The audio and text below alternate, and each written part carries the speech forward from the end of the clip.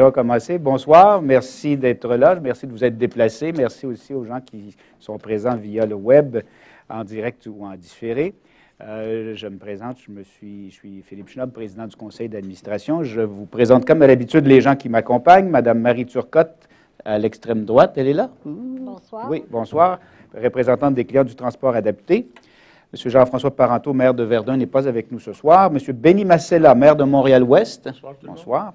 Francesco Miele, conseiller de Ville de Montréal. Bonsoir. Bonsoir. Nathalie Pierre-Antoine, conseillère d'arrondissement dans Rivière-des-Prairies, Pointe-aux-Trembles. Bonsoir. Monsieur Luc Tremblay, directeur général. Bonsoir. Monsieur Marvin Rotran, vice-président du conseil et conseiller de Côte-des-Neiges Notre-Dame-de-Grâce. Good evening. Bonsoir. Claudia Lacroix-Perron, représentante des clients du transport collectif. Bonsoir. Monsieur Pierre Gagné, maire d'Annecy-Cartierville. Bonsoir tout le monde. Madame Marie Plourde, non plus, ne peut être avec nous ce soir. Et Maître Sylvie Tremblay, secrétaire générale et directrice exécutive aux affaires juridiques. Bonsoir. Bonsoir tout le monde. Alors, l'été commence, l'été est déjà bien commencé depuis quelques semaines. Et je vous rappelle que le conseil d'administration prend une pause en août, donc on se reverra au mois de septembre.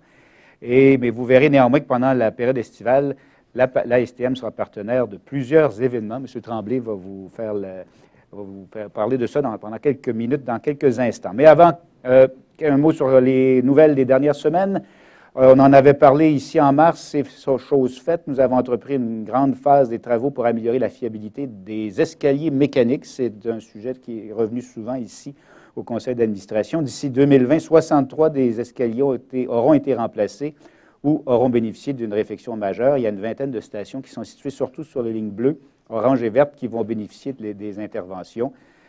Visant à améliorer l'expérience client par la réfection de l'équipement, c'est un projet de 34 millions. C'est un autre exemple concret du virage stratégique qui a commencé à la fin de 2015. Il y a quelques jours, la Ville de Montréal a lancé son troisième plan de développement durable, appelé Montréal durable 2016-2020.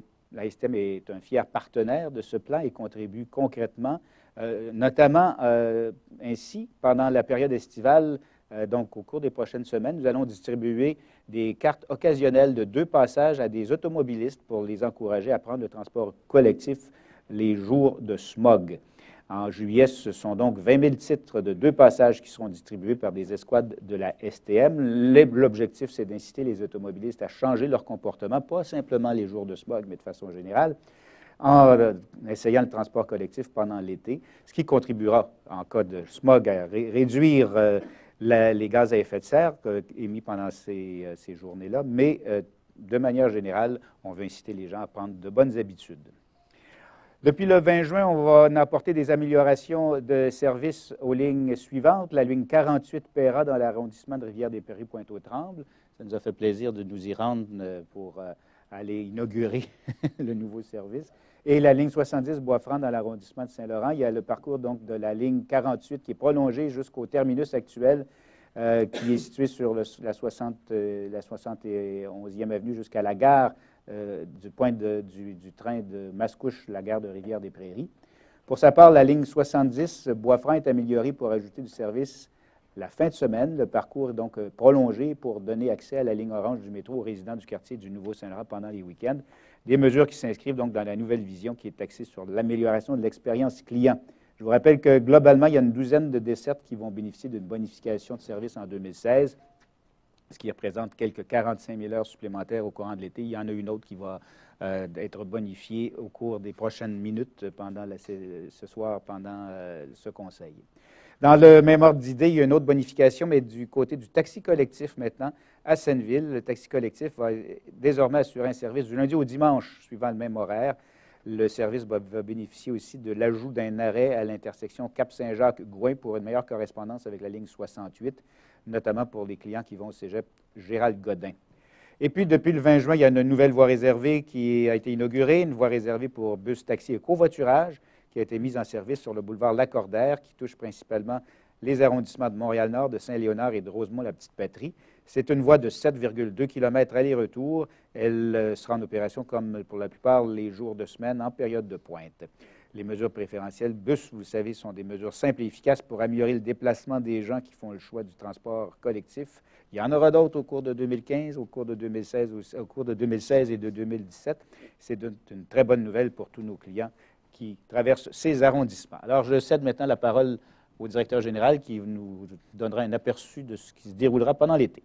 Merci, M. le Président. Rebonsoir tout le monde. Effectivement, vous savez, à tous les mois, j'ai absolument un petit peu de temps pour prendre la parole et j'utilise le temps qui m'est imparti habituellement pour soit expliquer une problématique, donner plus de détails sur certains enjeux ou certains projets. Donc, comme le Président l'indique, on est avec l'été. Quand arrive l'été, j'ai décidé d'utiliser mon temps qui m'est imparti pour être un peu plus léger et de vous parler un peu des partenariats qu'on a à la STM avec tous les grands événements qui se passent dans la grande région de Montréal durant l'été et comment on participe à rendre un peu l'expérience de nos clients un peu plus facile dans le cadre de ces grands événements-là, que ce soit par exemple avec la Coupe Rogers qui va prendre son envol le 22 juillet prochain. Donc, je vous rappelle que tous ceux qui vont être détenteurs d'un billet pour l'événement, la STM offre un laissez-passer gratuit les jours de match en bus et en métro.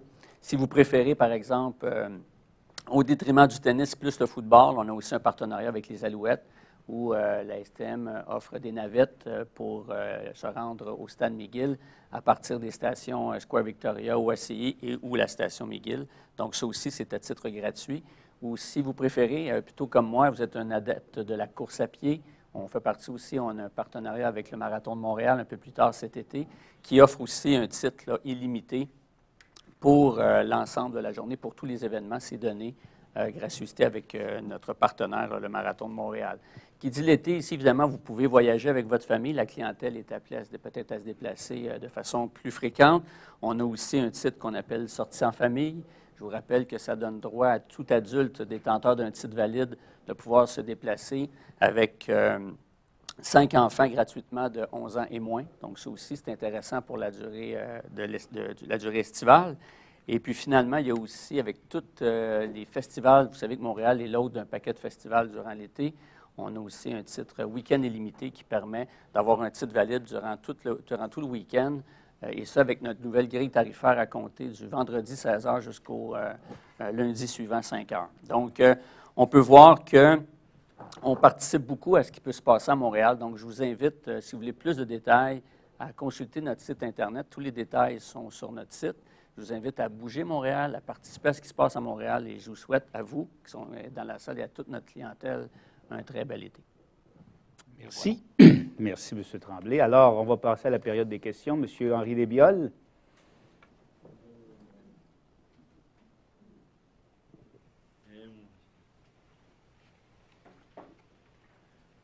Voilà, bonsoir, messieurs, dames. Bonsoir. Vous m'entendez, là? Oui. Bon, alors, je vais vous parler d'une problématique qui est, comme vous savez que j'utilise énormément les planchers bas, des fois, je dois attendre 3-4 autobus parce qu'il y a des autobus à plancher bas avec une rampe arrière qui ne fonctionnent absolument pas. Le reste fonctionne, il s'abaisse, les portes s'ouvrent, mais la rampe ne fonctionne pas. Alors, ma question est la suivante. Est-il vrai que quand un autobus, le plancher bas ne fonctionne pas, que vous ne les réparez plus? Vous les mettez quand même sur la route, mais vous ne les réparez plus. Le chauffeur, il essaye l'autobus le matin. Si la porte arrière, la porte devant fonctionne, si la porte ne fonctionne pas, il ne part pas. Il doit être réparé. Par contre, si la rampe, on s'en fout, si la rampe fonctionne ou pas, il sort quand même, ce que je peux comprendre parce qu'il y a beaucoup de monde. Mais est-il vrai que vous ne réparez plus les rampes arrière des autobus 21 000 et plus? Je vais laisser M. Tremblay répondre de façon plus spécifique. On nous a posé d'ailleurs la question officiellement, là, plusieurs groupes associatifs là, au cours du dernier mois qui nous ont posé les questions via une lettre qu'on a répondu. Ce qu'on a expliqué, c'est c'est faux de dire qu'on ne répare pas les rampes, on les répare le plus possible. Mais évidemment, avec la fiabilité des autobus qu'on a, les problématiques qu'on a, on essaie de maximiser le service à la clientèle. Donc, c'est-à-dire que quand on manque de bus, on va faire en sorte de sortir le plus possible les véhicules et si malheureusement la rampe n'a pas eu le temps d'être réparée ou toutes sortes de raisons que ce n'est pas le cas, on ne retiendra pas le bus nécessairement dans le garage pour ces raisons-là. Mais de là à dire qu'on ne répare pas les rampes complètement, c'est complètement faux. Quand on a du temps et que les véhicules le permettent, on va mettre l'accent là-dessus.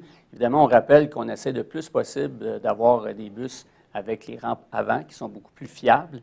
Évidemment, on renouvelle notre flotte tranquillement, pas vite. Ça va prendre un certain temps. Mais pour ce qui est des rampes arrière, il est vrai que le taux de fiabilité est beaucoup plus bas, mais on met tout ce qu'on peut comme énergie pour les réparer, quand même. Tous les nouveaux autobus, évidemment, qui sont achetés sont des bus ça, avec des rampes avant qui sont plus fiables. On attend les va faire en 36 sorte- 000. Là. Pardon? On attend les 36 000 électriques. Ah, ben, Moi, on pourvu que ça me transporte. hybride, on en a déjà reçu quelques-uns. Et On a une dizaine il y en a une reçus. dizaine qui sont reçus. Et, ben, mais tous les autres bus qui ont été achetés au cours des dernières années ont des rampes avant. Évidemment, avec le renouvellement de la flotte, ça va prendre un bout de temps avant que les bus à rampe arrière disparaissent de la circulation. Juste pour ajouter quelque chose, le cycle de vie d'un autobus est 16 ans. Et les modèles qu'on achète maintenant avec la rampe en avant, que tout le monde constate est très, très fiable, composent vers 60% de notre flotte. Donc, ça va être quelques années de plus avant le reste disparaître. On est conscient de le problème et il y a des processus qui sont mis d'avance pour mieux tester les rampes et les réparer avant que l'autobus sorte. Mais ça peut arriver, comme M. Tremblay a dit, quelques jours où il y a un manque d'autobus et la question devient, est-ce qu'on enlève un service pour l'ensemble de la clientèle pour remettre cet autobus en réparation? Parfois, la décision est prise et on constate qu'il y a inconvénience pour une certaine partie de la clientèle. La solution temporaire me semble meilleure information. Et on est en train d'améliorer ça pour réduire la possibilité de quelqu'un être là en bonne foi attendant un autobus avec rampe en arrière qui va fonctionner et l'autobus qui arrive ne fonctionne pas. Moi, je comprends tout à fait, mais moi, ma question, c'était justement... Est-ce qu'on les répare? M. Tremblay nous dit oui, on les répare. Et est-ce que les chauffeurs font leur travail pour signaler, parce qu'ils me disent, oui, est-ce qu'ils font leur travail de signaler les pannes? Parce que moi, je vais au centre-ville, je prends la 24, l'autobus ne fonctionne pas, je fais le tour, je rentre 2 heures après, je retombe sur le même autobus. Alors, est-ce qu'il a signalé entre-temps?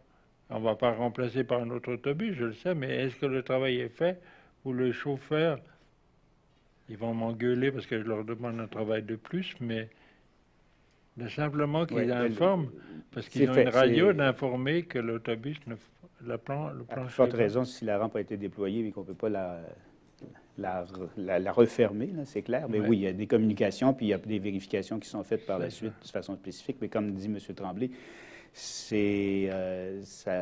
signifie, si ça se produit le matin, que le bus sort néanmoins, puisqu'il y a toujours un besoin de bus aux heures de pointe et qui ne pourrait pas se permettre d'en garder pour ces raisons-là. Mais tous les efforts sont faits pour que ça soit réparé, puis que les rampes avant soient fonctionnelles aussi. Est-ce que vous me permettez de vous poser une toute dernière question? J'ai pris des autobus où on annonce les arrêts. Pour moi, où on ne m'a pas greffé des yeux derrière la tête, que je ne peux pas voir quand je vais arriver, on m'annonce les arrêts. C'est quelque chose de pratique. À quel rythme les autobus sont adaptés pour annoncer? Ça va se faire graduellement au cours des prochains mois. D'ici la fin de l'année, l'ensemble des bus devraient être équipés avec cette fonctionnalité-là. Il y aura le temps réel aussi qui sera disponible prochainement. Merci pour la bonne nouvelle. Et je vous remercie de votre écoute. Je vous souhaite un bon été. À vous aussi. Et au mois de septembre. Merci, au revoir. Au revoir. Bonne route avec nous, bon été. Madame Angèle Tremblay. Ne partez pas tout de suite, là, il y a une bonne nouvelle qui s'en vient dans le conseil d'administration. Bonsoir. Bonsoir. Bonsoir. Alors, moi, je représente le regroupement de citoyens de l'arrondissement Plateau-Mont-Royal. Alors, nous venons de déposer une plainte à la STM pour nuisance sonore. Elle concerne le centre de transport Mont-Royal, situé au 23-21 avenue du Mont-Royal-Est. Ma question, nous donnez-vous l'appui pour qu'un plan d'action soit mis en œuvre par les responsables à la STM pour l'apaisement des nuisances sonores? Est-ce que vous avez fait une plainte à quel niveau, à l'arrondissement? Oui.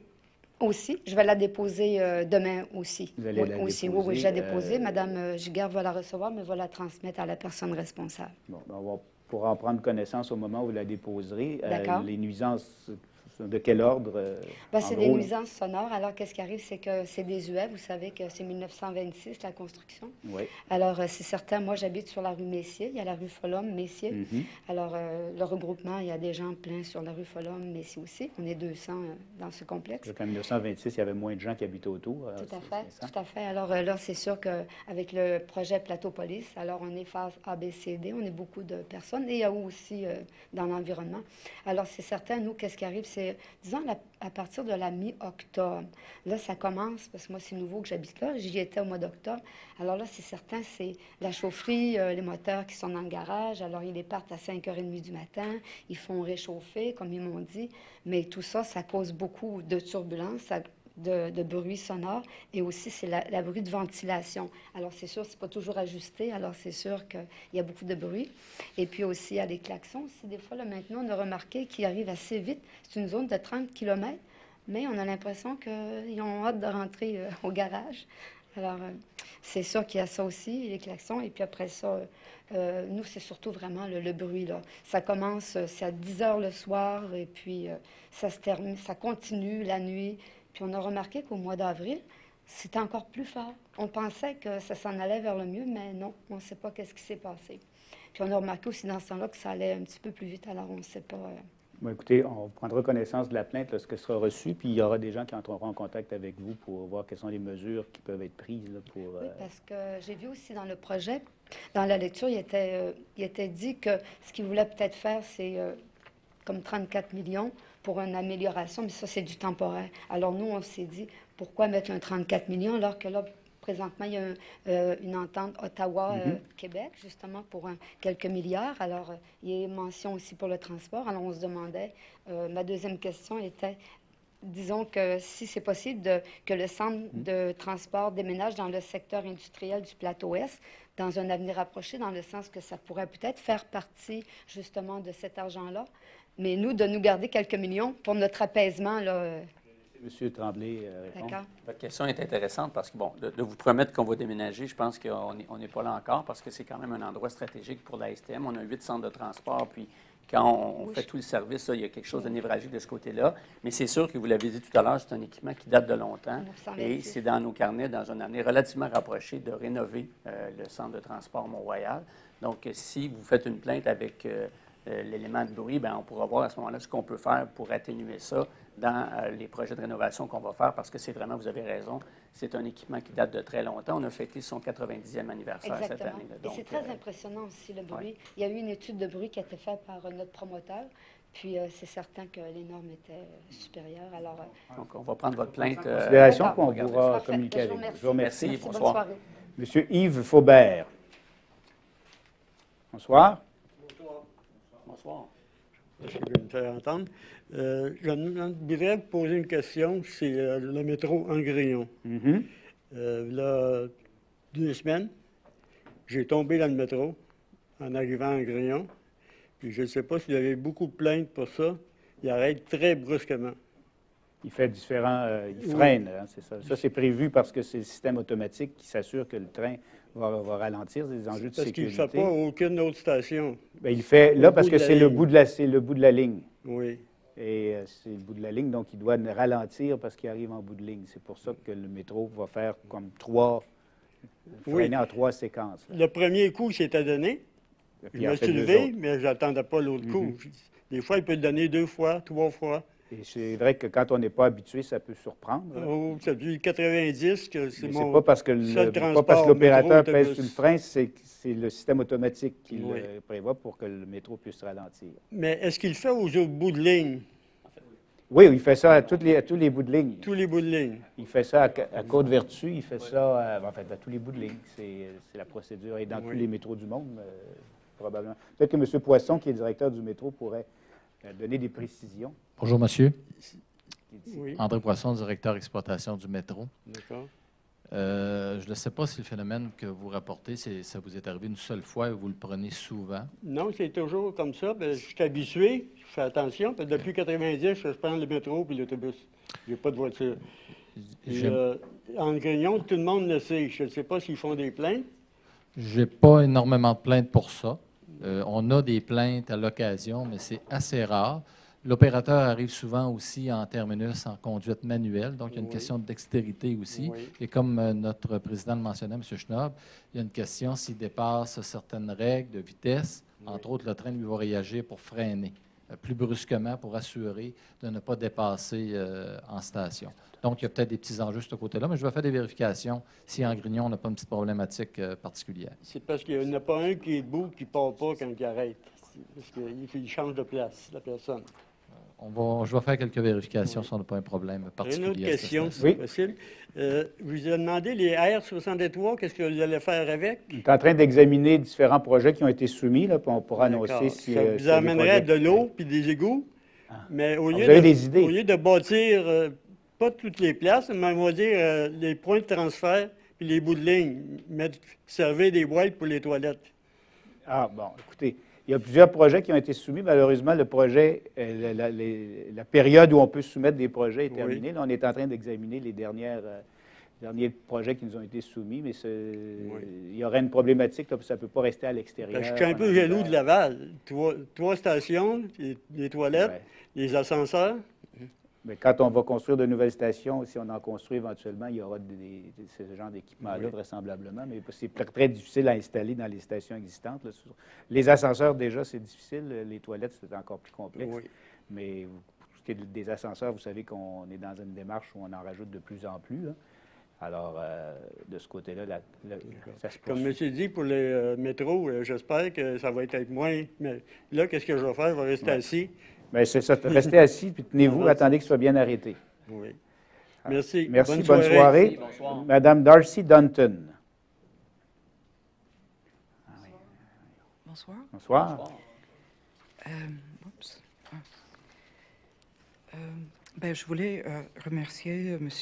Bélanger parce qu'on a reçu une lettre qui explique que c'est pour la planification et développement des réseaux qu'il va étudier la question de la possibilité de changer les trajets des autobus 16, 179, 80 et 435 dans Park Extension pour qu'ils aillent sur les artères majeures au lieu des petites rues. Alors, je voulais dire merci. On est contente que cela ait été acheminé pour étude.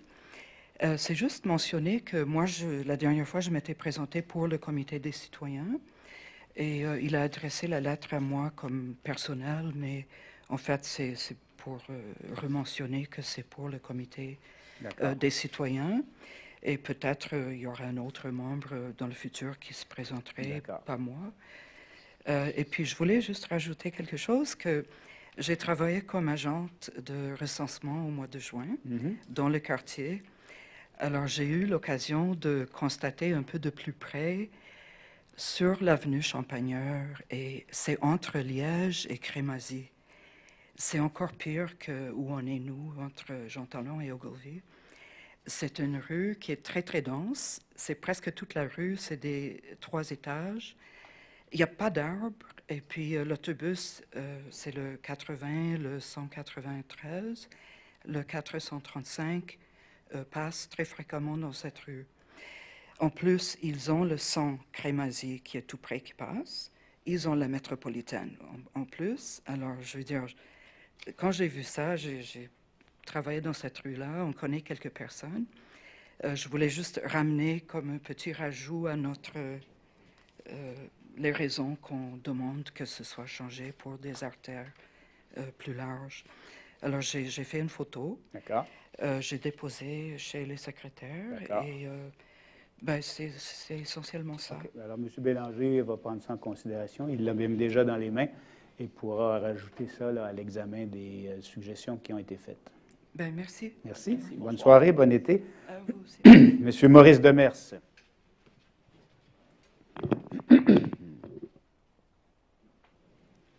Bonsoir. Bonsoir.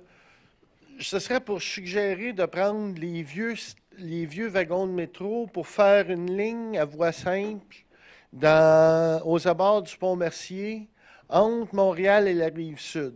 Il y aurait seulement 2 arrêts sur la ligne et avec 12 métros, ça ferait 2000 personnes qui traversent le fleuve à chaque voyage. D'abord, vous savez que si on a décidé de les remplacer, c'est que la fiabilité était de moins en moins grande. Donc, ce ne serait pas nécessairement une bonne idée de continuer à les utiliser dans un autre contexte, sans compter le fait que ces véhicules-là ne sont pas faits pour aller à l'extérieur. Donc, c'est avec les... Ce ne serait pas à l'extérieur, ce serait dans un corridor. Ah, Au-dessus de l'eau, par oui, exemple. en dessous de l'eau. OK. Au-dessus de l'eau. Au-dessus de l'eau, mais encore là, c'est des investissements qui seraient majeurs. Là. Je crois pas que... De toute façon, comme je vous dis, ces trains-là ne sont pas faits pour aller à l'extérieur. Il faudrait qu'ils sortent dehors à un moment donné. Ils ne pourraient pas être en tunnel tout le long, là. Parce que ça, Ce serait un tunnel entre les deux stations. Oui, comme je vous dis, la raison pour laquelle on se départit de ces voitures-là, c'est qu'elles ne sont plus fiables et qu'elles coûtent trop cher à entretenir. Alors, il n'y a pas d'utilisation qui pourrait être faite de ces voitures-là, sinon on les aurait gardées. Alors, votre idée peut être intéressante, là, mais dans ce contexte-là, elle n'est pas réalisable. C'est pas évident. Ma deuxième question, c'est laisser Astral Média payer le restant de la rénovation de Berry-de-Montigny. Plus ça prend de temps, plus ça leur coûte cher pour poser leur cadre numérique. Et en plus de ça, les vieux morceaux de Berry-de-Montigny seraient posés soit sur la ligne 5, soit à Dorval pour comme décorer les nouvelles stations. Pour l'instant, notre contrat avec Astral ne prévoit pas ce genre de choses-là. Vous avez raison, les travaux sont en cours. Pour l'instant, on est dans le gros des travaux. C'est normal que ça soit perturbant un petit peu, mais ce projet-là continue à avancer. Puis d'ici un an, on aura vu la lumière au bout du tunnel et la station aura un look plus intéressant que ce qu'elle a là, depuis quelques mois ou quelques semaines. Mais le projet est déjà financé. C'est un projet de 90 millions. Et soyez assurés là, que le budget est bien respecté jusqu'à preuve du contraire et que les choses vont dans le bon sens. Alors, Astral, les revenus qui sont générés, de toute façon, il y a une redevance qui nous est versée, donc on en est bénéficiaire quand même. Et par les vases communicants, ça finit par y contribuer certainement. Je vous remercie. Est-ce que M. Bélanger est ici aujourd'hui? M. Bélanger est toujours ici. Ah, OK. Lui. Alors, merci, M. Demers. Bon été. M. Axel Fournier.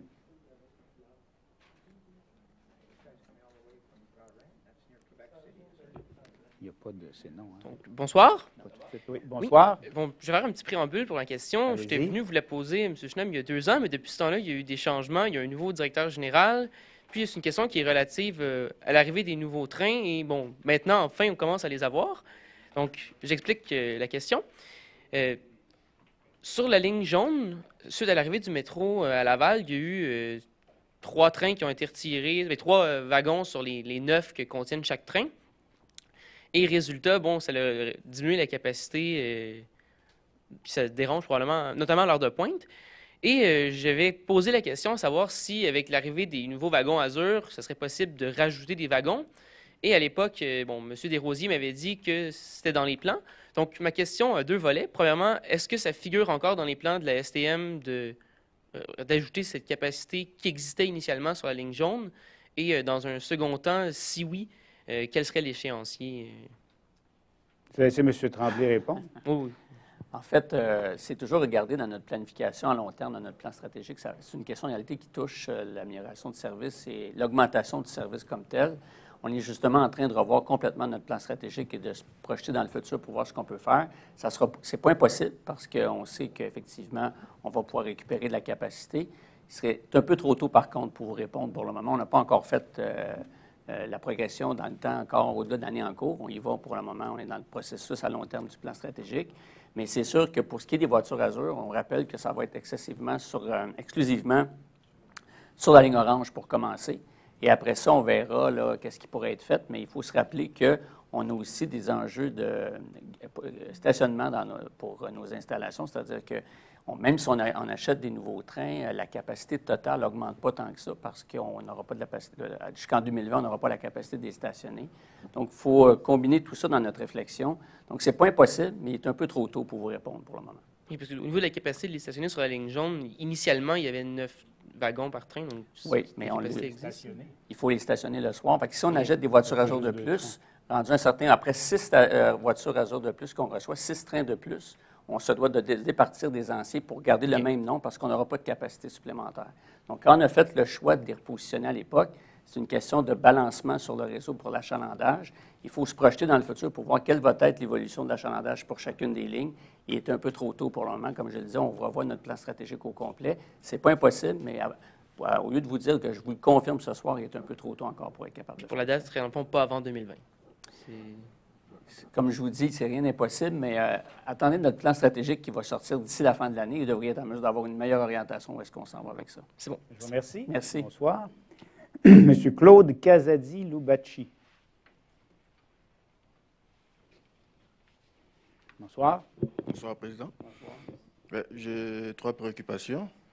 La première, c'est que j'annonce le lancement officiel de l'application GPEX Métro, les guides pour passagers circulant en express que j'avais annoncé au mois d'octobre passé. Donc, nous aurons bien le plaisir d'inviter quelques membres du conseil d'administration pour ce 23 juillet. Donc, il y a des partenaires qui sont avec nous, mais il y a également un problème qui se pose parce qu'on doit attendre le déploiement total de l'Azur pour en fait changer l'application. Et là, il y a déjà des personnes qui demandent s'il y aura possibilité de faire le marquage sur sol pour facilement repérer les voitures de métro. Bien, tant qu'Azur ne sera pas complètement déployé, vous savez que sur la ligne orange, les portes des MR73 ne sont pas aux mêmes endroits, donc c'est pour ça que les marquages ont été retirés. Est-ce qu'on va les remettre en 2018 quand ce sera terminé? On n'est pas rendu là, probablement, mais on annonce ça ne déjà, sera pas avant la fin de la réception du déploiement qui est prévu en septembre 2018. Okay. Bon, ça, c'est la première préoccupation. La seconde, c'est par rapport à la sortie des familles. Là, j'espère qu'il y a un programme spécial, un programme estival. Oui, mais en fait, il y a en fait une idée qui est en développement avec un collectif de femmes et de parents, parce qu'on a supposé qu'il y a la possibilité d'avoir des bénévoles qui peuvent venir des familles avec enfants, par exemple, pour faciliter la sortie pendant toute l'année. C'est-à-dire, il y a une idée de créer un centre d'appel où, par exemple, 2 jours avant la sortie, une famille peut appeler pour dire la taille de la sortie, donc le nombre des enfants, parce que parmi les immigrants, on a remarqué, ce sont des grandes familles. Et des fois, il y a, la STM perdrait beaucoup d'argent parce qu'il y a des fois, on cancelle des sorties parce qu'on ne peut pas sortir au format voulu, ou soit on réduit. Donc il y a possibilité, avec ces systèmes de télécentres d'appel, d'ouvrir en fait largement la porte à des sorties sur toute l'année. Donc, si vous voudrez bien qu'on vous transmette, en fait, le projet. Oui, bien, transmettez-le-moi, là, parce que je ne suis pas sûr de le saisir comme ça, mais peut-être que si on avait le temps d'échanger plus longuement, là, vous pourrez le laisser ici ou je pourrais vous laisser vous laisser une adresse de courriel là, pour que vous puissiez nous l'envoyer, à moins que vous l'ayez déjà entre les mains. Là. Alors, non, alors, pas tout de suite. Et la troisième préoccupation, c'est que il y a une idée qui est en développement avec Post Canada et qu'on attendrait la suite, mais là, c'est en fait pour encore donner la chance à la STM et aux autres services de transport à travers le Canada de faire l'argent, parce qu'on a trouvé qu'il y a possibilité de développer un concept qu'on appelle poster et embarquer.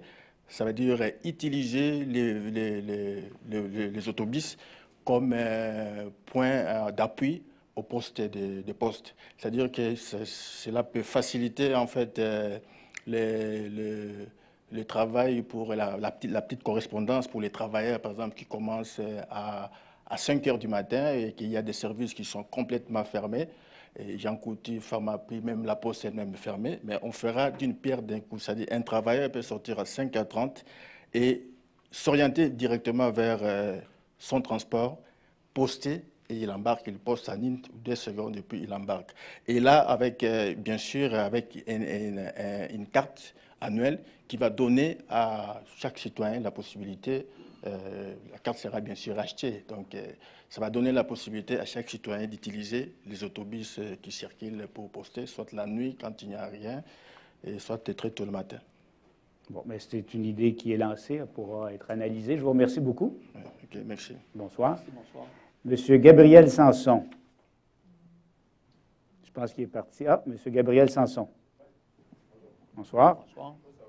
Oui, et vous? Oui, merci. Ben, je reviens là, suite à le mois passé, je suis venu, puis il n'y a rien vraiment qui a avancé. J'ai été en contact avec M. Mohamed, que lui, dans le fond, il m'a rappelé qu'il a déjà travaillé avec moi là, en 2014, je pense, parce que j'avais fait comme 63 plaintes, qu'il m'a dit. Puis en 2015, j'en ai fait comme 5. Fait que lui, il en est venu à la conclusion que les problèmes s'avaient réglés. Dans le fond, moi, j'avais juste lâché prise. Fait que, c'est ça. Suite à ça, vous m'aviez dit de rencontrer une dame que j'étais censé... qu'ils m'ont convoqué comme au garage. Fait que j'ai été au garage, techniquement perdre 1 heure de ma journée, pour aller discuter avec la dame qu'elle revenait de vacances, puis elle n'était pas vraiment consciente du dossier. Fait que c'est ça. Fait que là, on a discuté un peu de peut-être de mettre des agents pour vérifier, parce qu'il y a beaucoup d'infractions qui se fait ici. J'ai une vidéo, là, j'aimerais ça que là, je ne pourrais pas faire perdre le temps de tout le monde, là, mais je vais vous l'envoyer, parce que là, les autobus, ils passent dans la voie contraire, là, sens contraire, pour éviter de ralentir, parce qu'on a fait installer des cônes, là, parce que là, il n'y a rien qui fonctionne. Puis les cônes sont là pour ralentir les autobus, parce qu'ils roulent trop vite, comme la dame expliquait, là. Elle, qu'est-ce qu'elle vit là, à son garage? Bien, on vit la même chose, sauf que nous, on a une côte. Plus notre route est vraiment, vraiment endommagée, comme je vous avais dit.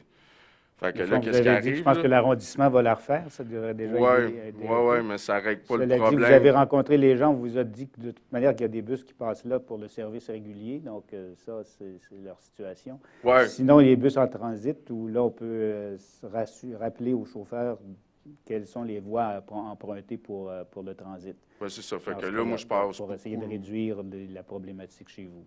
Là, il y aura toujours quand même des autobus qui vont passer là, puisqu'il y a des autobus qui sont là pour le service. Oui, c'est ça. Mais là, comme là, au début, comme quand j'étais venu, j'étais là, c'est une bonne idée. On veut juste enlever les transits puis garder les autobus qui passent présentement. Mais là, je vais travailler pour qu'il n'y ait plus d'autobus qui passent. Parce que là, qu'est-ce qui se passe? C'est mieux qu'ils refassent la route. Je vais aller voir le directeur puis je vais m'arranger que ça soit sens unique. Parce que là, les chauffeurs, là, ils passent sens contraire, OK?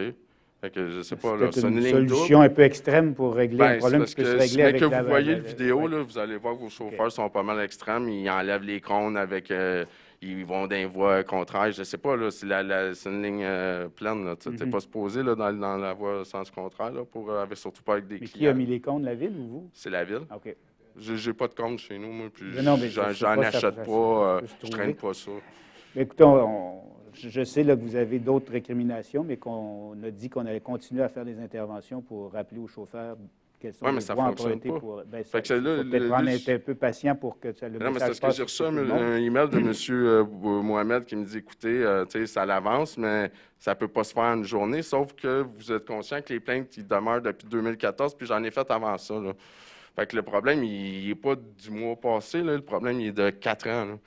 Fait que là, juste pour revenir à ma réunion là, au garage, là, je suis au garage. Fait que là, j'ai discuté avec la dame de mettre des sécurités. J'ai dit, mais allez pas le mettre sur la rue du Havre. C'est sûr que les chauffeurs vont le voir, puis ça va faire au rien. Fait que j'ai dit, mettez-les sur Rouen. Elle dit, c'est beau. Charge chez nous, passe. Excusez, mais il est direct à côté des cônes fluo. Là, les gros cônes, ils se partent là. C'est quoi la logique, sérieux? Je le dis. Puis elle me dit, ben là, je veux pas faire perdre de l'argent puis mettre du monde pour rien. Parce que, le problème est vraiment minimisé, là. C'est comme, si on parle avec Mohamed ou on parle avec la dame, il n'y en a pas de problème. Puis si on parle un peu avec... il y a vraiment de l'air, là, à rien avoir. Sauf que c'est quand même grave, là. C'est une zone de 30, puis il me semble, quand tu passes avec une trentaine de clients, puis tu t'en vas dans la voie contraire, c'est comme... Ça peut être épeurant pour d'autres mondes. Puis si c'est qu'un enfant, parce que c'est un parc, puis il y a une barboteuse, c'est ça, puis que lui, il veut s'avancer, puis que sa maman, il dit, ben, regarde les deux côtés, mais il regarde de ce côté-là, parce que c'est comme ça que les autos s'en viennent, mais lui, là, pour ton autobus, il s'en vient, puis il frappe, parce que là, je ne sais pas c'est quoi qu'on va attendre, qu'il y a quelqu'un qui se blesse. Écoutez, là, je comprends que la problématique, à votre avis, c'est pas... parce que là, après ça, Mohamed, il me fait faire le tour du garage. Ce qu'on va faire, c'est qu'on va demander de nous rassurer, puis de retourner faire des observations. puis de nous dire... Parce que moi, je m'en vais faire un tour du garage où est-ce que j'ai Bon. tu sais, je veux dire, le monsieur, il me montre les affiches qu'il a faites en 2014 qui n'ont pas fonctionné. Puis là, il en remet en 2016, puis il vient me montrer ça. Je veux dire, moi, j'ai aucun intérêt là, pour votre garage ou pour les autobus. C'est pas ma passion, les autobus. Fait que, tu sais, j'ai pas vraiment... Je veux dire, je veux qu'il y ait de quoi de concret là, comme qui arrive. Pas me faire des rencontres puis me faire perdre mon temps. Déjà, là, comme je suis ici, il faut que je me présente. Ça fait 2 fois que je me présente. Je fais des appels. Je travaille conjointement avec Mohamed à y envoyer tous les transits, parce que présentement, il y en a encore là, des transits. Fait que, tu sais, s'il y a quelque chose qui ne fonctionne pas, là, je ne sais pas pourquoi, parce qu'il me présente. Comme je vous ai dit, c'est peut-être un processus qui peut vous apparaître un peu long, mais il faut documenter tout ça. Il faut parler aux chauffeurs, il faut leur rappeler par quelle route il faut passer. Des fois, ça peut prendre un peu Il n'y a plus de personne temps. qui parle. Vous mettez des affiches, puis les affiches ont l'air d'avoir aucun impact. Fait que je me suis dit, quand lui, il m'a montré que les chauffeurs vont puncher leur carte avant de commencer leur chiffre, puis reprendre leur clé, je pense, en haut au 2e étage, peut-être pour avoir quelqu'un à main propre qui donne un papier. Comme ça, une fois qu'il va avoir un avis... Je ne sais pas quel est le processus qui est fait, mais je vais demander... Non, mais je donne une idée, moi, du processus qui pourrait être entamé, parce que là, les trucs que vous prenez, il n'y a rien qui se passe, puis moi, ben, ça continue à trembler, puis je continue à me chicaner avec vos chauffeurs, puis je continue à perdre mon temps, puis je continue à avoir une mauvaise qualité de vie, puis je continue à être écœuré un peu, là, sérieux. J'ai comme une vidéo, là, après ça, s'il n'y a rien qui se passe, ben, je vais aller le donner à la police. Puis vos chauffeurs d'autobus, ben, ils se feront prendre en infraction parce que là, c'est comme... Là, vous nous sensibilisez, là, une 2e fois, on va continuer à faire des vérifications, puis... C'est comme ça, un peu plate, là, sérieux. Okay. Parce que ça fait comme 5 ans que ça dure. Bon. Merci. Merci. Monsieur Frédéric Casey. Bonsoir. Bonsoir. Mais malheureusement, je suis un peu dans la même lignée que mon voisin, c'est-à-dire que je suis résident du quartier depuis peut-être 3 ans maintenant. Puis depuis 2 ans, j'ai refait l'édifice au complet. J'essaie d'améliorer le quartier en général, ma qualité de vie en même temps. La STA n'aide pas notre cas. Que ce soit parce que la chaussée est endommagée, puis c'est principalement les autobus qui le font. Le fait qu'on se dit que la limite de 30 à cause du parc, la barboteuse, les enfants partout, ça ne change pas grand-chose. Que ce soit les autobus à transit ou les lignes normales, ben moi aussi, je me suis plaint souvent que vous dépassez les limites de vitesse. La réponse qu'on a, c'est on va mettre un inspecteur. Même réponse que mon voisin. L'inspecteur, il est sur la rue à côté des cônes. Pensez-vous vraiment que votre chauffeur qui tourne ne va pas ralentir à ce moment-là? C'est l'objectif visé, non? C'est ce que vous voulez? Ça dépend. Ce que vous êtes en train de me dire, c'est que ce que vous allez dire à la police, c'est de jamais donner d'étiquette et de se présenter dans un endroit où toutes les voitures... On veut changer les comportements. Donc, si les comportements changent quand les habitudes se prennent, c'est ce que vous voulez, D'accord. C'est une initiative. Je suis d'accord avec vous. C'est un peu comme le principe de mettre une affiche il y a 2 ans pour suggérer aux gens avec un autobus de transit de passer dans d'autres rues. Ça n'a pas fonctionné. Puis là, l'inspecteur nous répond qu'il va réessayer la même chose. Ça n'a pas fonctionné il y a 2 ans. On réitère le même processus qui ne fonctionne pas, qui est encore un peu une suggestion. Puis en bout de ligne, on va mettre un inspecteur pour ne pas pincer les gens, juste leur suggérer de faire ce que la feuille disait. On ne voit pas de modification concrète du comportement, on ne voit pas d'amélioration significative. Puis honnêtement, avoir une discussion avec un inspecteur qui vient de chez vous, puis j'ai l'impression qu'il défend plus l'emploi des chauffeurs que d'essayer de faire un bon service à la clientèle, c'est probablement ce qui est le plus frustrant. Bon, écoutez, je prends ça en note aussi. Puis, comme je vous dis, je vais demander qu'on aille faire d'autres vérifications et qu'on nous assure qu'on prend toutes les mesures pour que la situation soit Est-ce que c'est possible de parler avec un inspecteur qui n'est pas redevant de garder les postes des chauffeurs intacts, qui n'est pas pour le syndicat ou quelque chose de ce genre-là? Parce que la neutralité est complètement absente. C'est votre perception, mais l'inspecteur est là pour... c'est une perception, là. L'inspecteur est là pour essayer de comprendre la situation nécessairement, puis ensuite prendre des mesures pour régler la situation. Je termine avec un exemple. Ce qu'on m'a déjà sorti en tant qu'inspecteur, c'est qu'ils sont un peu pressés de rentrer au garage, de finir leur journée. Donc, c'est pour ça qu'ils dépassent les limites de vitesse. C'est pour ça qu'ils enlèvent les cônes que la Ville a mis dans la rue pour les ralentir. Imaginez ce qu'on fait avec ça. Merci. Monsieur Simon Launay.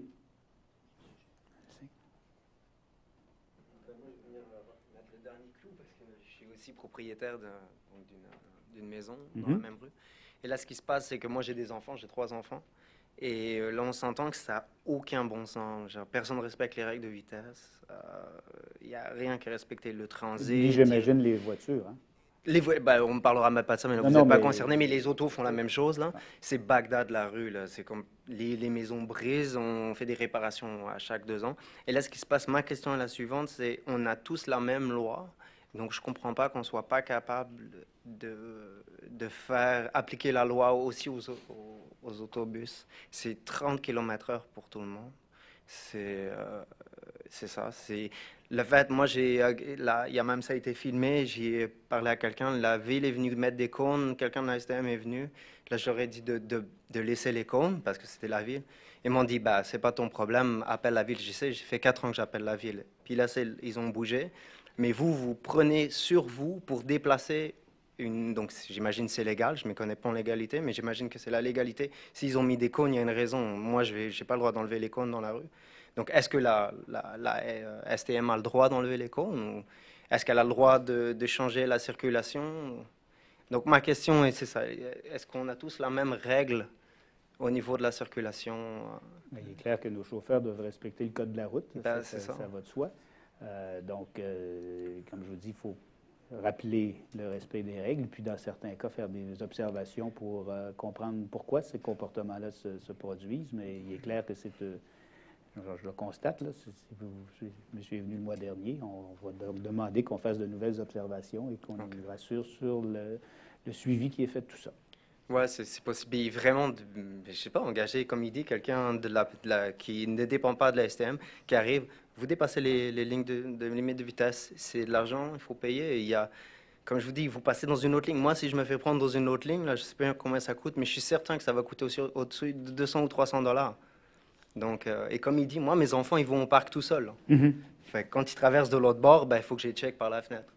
Donc, ben, c'est tout. Merci. Non, je vous remercie.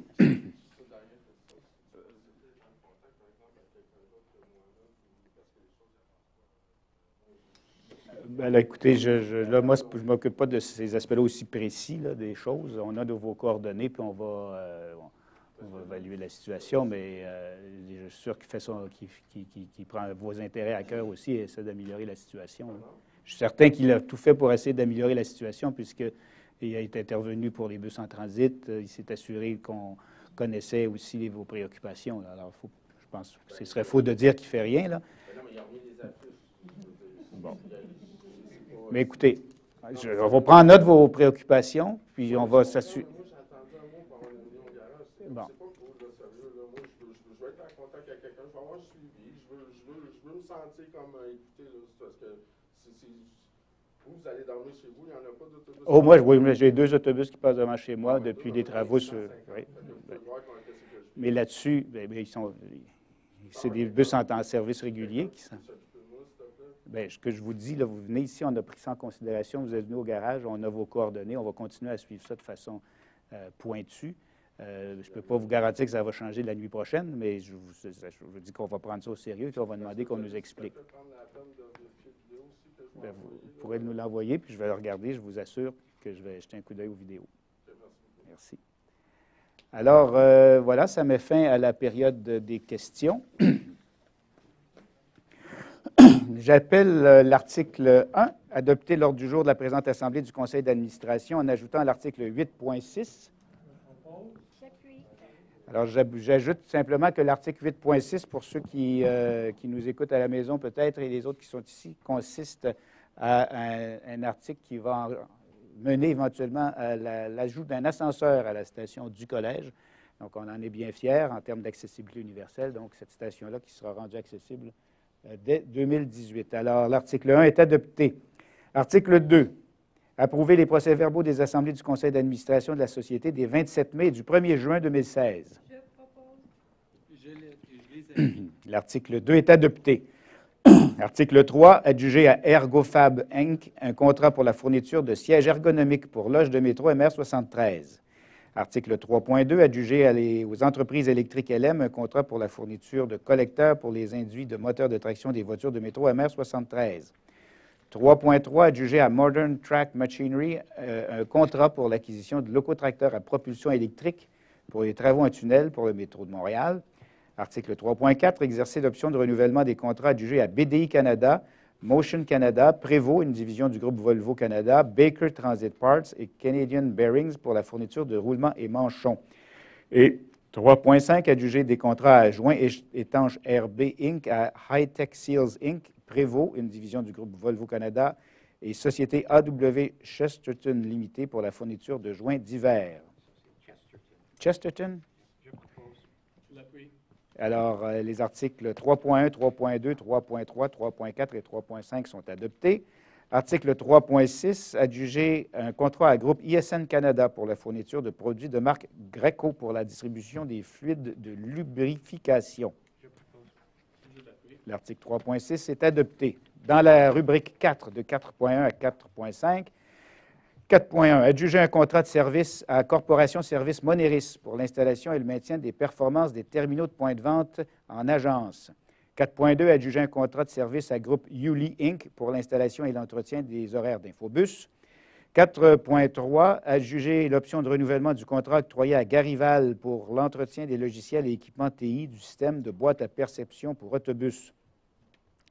4.4, adjuger un contrat à MGB Associés pour des travaux de préparation pour les stations de recharge dans le cadre du projet Cité Mobilité. Et 4.5, adjuger un contrat à SSP Télécom pour l'acquisition d'équipements de services d'intégration et un contrat de service pour la téléphonie corporative. Je propose. Les articles 4.1, 4.2, 4.3, 4.4 et 4.5 sont adoptés.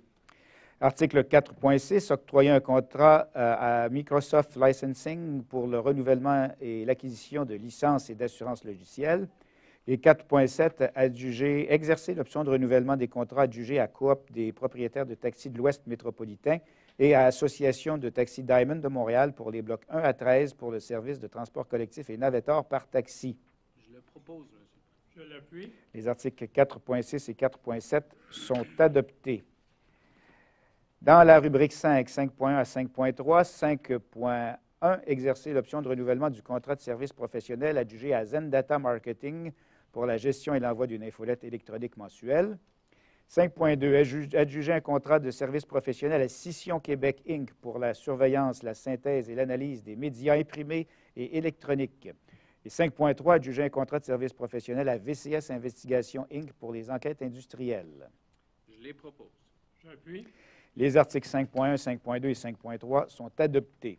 Dans la rubrique 8 maintenant, de 8.1 à 8.5, 8.1, adjuger un contrat à Pomerleau Inc. pour la construction des infrastructures du poste de ventilation mécanique Bishop.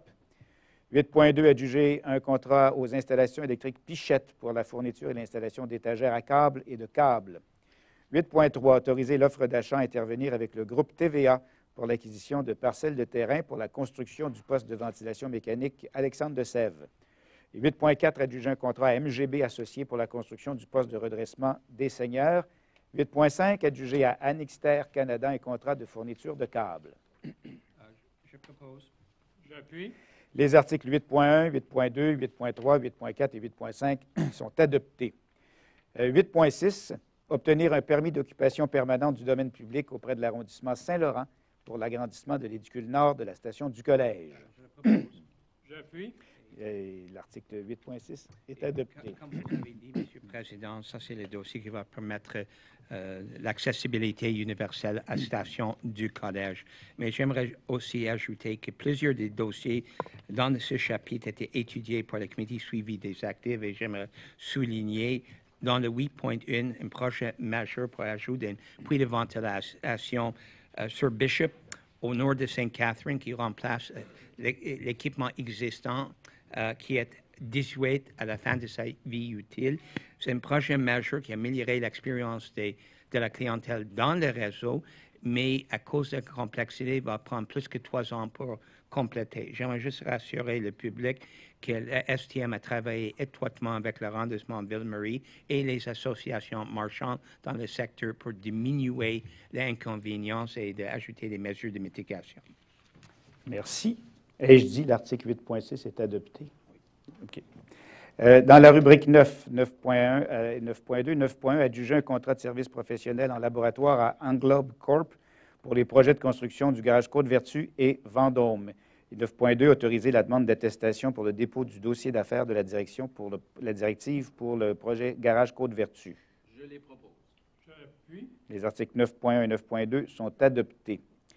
10.1, adopter le règlement R062-4, modifiant le règlement intérieur R062 et modifier la politique corporative PC 4.09. Il s'agit de modifications pour répondre aux exigences d'une nouvelle loi relativement à aux grilles de pondération et au comité de sélection. Alors, 10.1 est adopté. L'article de la rubrique 11 maintenant, prolonger le parcours de la ligne 25 Angus jusqu'à la station de métro Préfontaine. Je le propose. Je l'appuie. Et l'article 11.1 est adopté. Donc, la ligne 25 Angus, désormais, pourra se terminer au métro Préfontaine. Donc, il va faciliter beaucoup le déplacement des gens qui travaillent notamment dans le secteur des anciennes Shop Angus. L'article de la rubrique 12, 12.1, amender le bail avec Place Dupuis Commercial Trust pour les locaux loués au 800 boulevard de Maisonneuve-Est.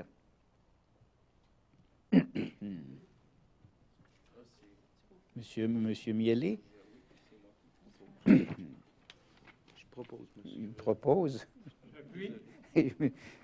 Alors, l'article 12.1 est adopté. Les articles de la rubrique 13, maintenant de 13.1 à 13.5, 13.1, adopter le système de pondération et d'évaluation des offres pour les services professionnels de courtage en assurance.